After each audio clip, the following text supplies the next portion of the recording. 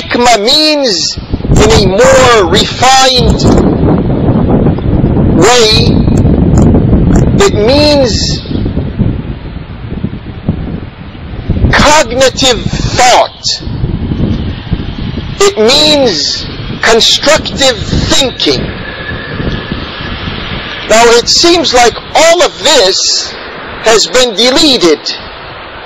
This teaching of Allah's Prophet to us of, to put it in very simple terms, how to think. Hikmah is how to think. All of this has been absent from our history and our present condition. Now I want to go back to the beginning of when all of this mistake began to take shape. The first contingent of Muslims, or the first group of Muslims who give us an example or a demonstration of the absence of this hikmah, of this thought process, are those who are referred to in our Islamic history, and they're a part of us. Whether we agree or disagree with them, that's another issue.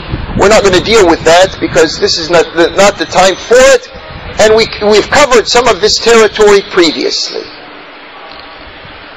Those who are called in our history Al-Khawarij, they exemplified how thinking is absent from the way they interact with Allah's words. This same category of people comes across another person. He's well known in the rational literature of Muslims. He's the founder of the rationalist school of thought in Islam, Al-Mutazilla, a person by the name of Wasil ibn. Wasil ibn was with some of his colleagues, and then he noticed at a distance the approach of these types of people. And then he asked his colleagues, he said, let me interact with them.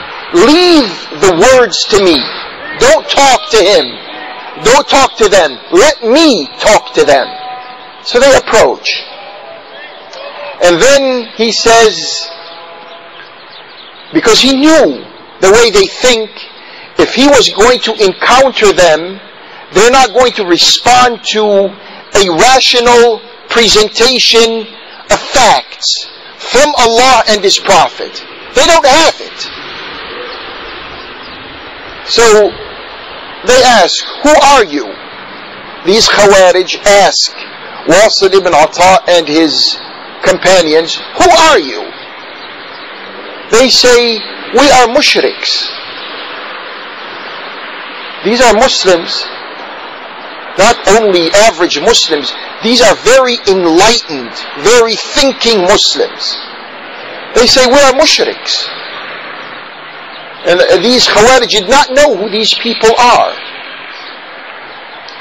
So, after he said, we are mushriks, he said, we want you to teach us of what you have. And these were Muslims, and they began to explain to them the meanings of Islam. And of course, in the general sense, they were explaining Islam as everyone understands it. They weren't explaining the technicalities of their differences with other Muslims.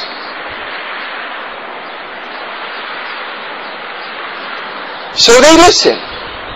These intellectual Muslims listen to these Khawarij speak. And then these Muslims say they want to leave with safety and security. Because the problem here was with the Khawarij, if they explained Islam to someone, and this someone or these people did not accept Islam, they may kill them. We have, brothers and sisters, when I'm speaking here about this incident, I'm not recalling for you some buried historical detail. This is something that relates to today's world. There are real people acting exactly like this. They have other names, but the character is the same. If they had the power, and if they had the weapons, they will kill other Muslims who disagree with them. And they have done it, and they are doing it. So, these Khawarij were reluctant. But then they remembered, some of them remembered an ayah, the 6th ayah of Surah At-Tawbah. وَإِنْ أَحَدٌ مِّنَ الْمُشْرِكِينَ اسْتَجَارَكَ فَأَجِرْهُ حَتَّى يَسْمَعَ كَلَامَ اللَّهِ وَيَبْلُغَ مَأْمَنَهُ. Or to that meaning. Which means, if there is a mushrik who comes to you and asks you for information about this deen and for safety, you provide it for him. And that's exactly what happened. Now, of course, there are other issues that are related to this. Is it permissible for Muslims to lie? I mean, in this type of absence of thought, simplistic questions arise. Why were these Muslims lying? They are asked, who are you? They say, we are mushriks. And obviously, if you had a choice between lying and dying, you'd lie rather than die, because those who are going to kill you are not going to kill you for purposes that were intended from on high. And then there's the other issue of taqiyya. Some person is going to throw into this. These are not Shiites, by the way. And Mutazilla, Wasil ibn, etc. are considered mainstream Muslims.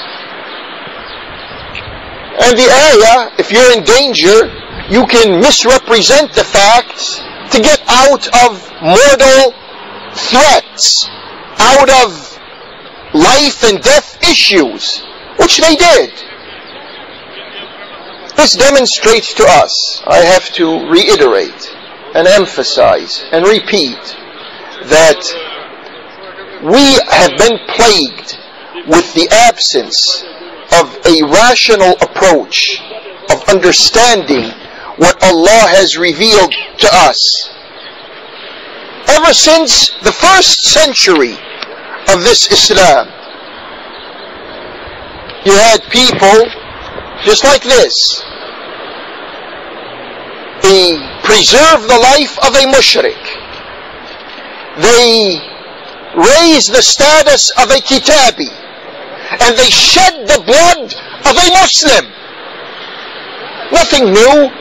Some people look at today's Islamic geography and they see Muslims killing Muslims.